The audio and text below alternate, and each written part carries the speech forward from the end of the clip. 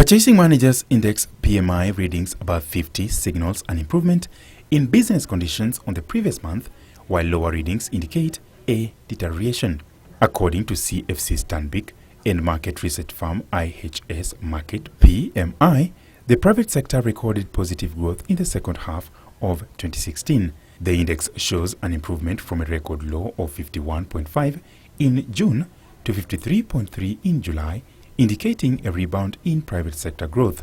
CFC Stanbic Bank regional economist Gibran Qureshi says the Kenyan private sector regained momentum in July after dropping to a survey record low in the previous month. The chief driver of this rebound was a sharp rise in new orders. This was largely down to robust domestic demand as export growth trended sideways, probably due to suppressed global growth. July marked the start of the current financial year, where the government begins spending, while more than 10,000 delegates who attended UNCTAD 14 was a boost, especially to the hospitality industry.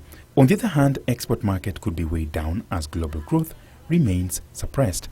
Uncertainty over the ratification of the economic partnership agreements between EU and EAC by the end of next month could hurt strong export sectors such as horticulture, which earns the country more than 100 billion shillings in foreign exchange annually, putting pressure on currency, which has enjoyed stability due to reduced oil prices.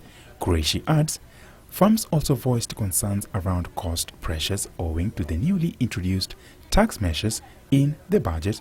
However, these pressures could be relatively muted going forward as international oil prices continue to remain benign and the exchange rate also remains broadly stable. He says the government's expansionary fiscal policy could begin to kickstart economic activity and support economic growth in the second half of 2016.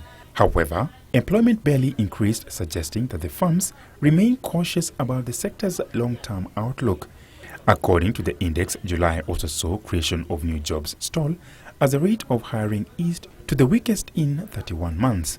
Increased taxation also saw a sharp rise in the cost of input and output charges. Ronald Willie, Business Insight.